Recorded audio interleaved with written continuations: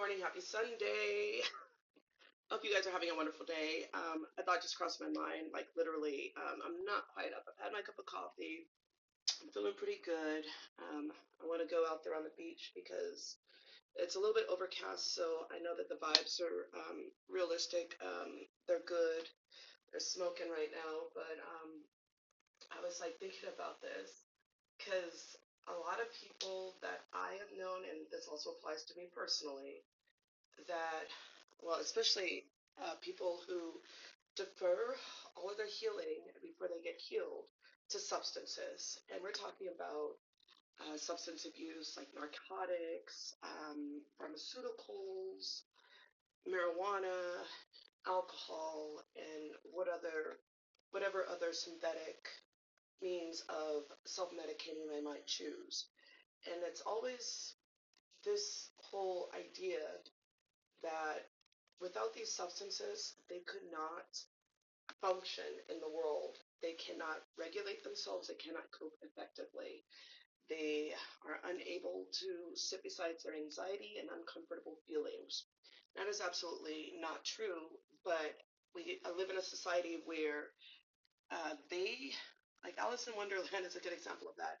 Just drink this little tincture and you'll shrink, and take this pill and you'll grow this tall. But we live in a society where instead of doing the work like exercise and things like that, we have things like Ozempic, for example, like all these shortcuts, everything but doing the work. And I too fell into that rabbit hole when I used to think my best therapist was a shot of Jameson and a beer. And what I came to find out is over time, my therapist was racking up money. They were making a lot of money off of me, but I was getting worse. My anxiety was getting a lot worse. My mental health was getting worse. I had malabsorption issues.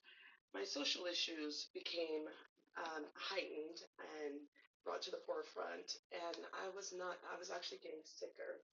And I also noticed that with these people, but it's an inside job. So fortunately, some people do wake up out of that and they realize that these substances are not a good coping mechanism.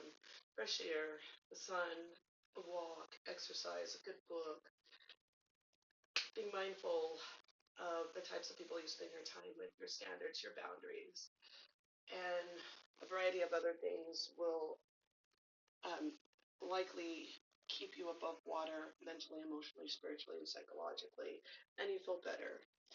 Um, and so it's been really hard for me to, well, I mean, really, God is really doing the work in me to stay away from environments that kind of just like drag me back into that sort of where the majority of people are really in that, where they are, that's the echo chamber. And so I've removed myself out of that echo chamber because I don't feel that way.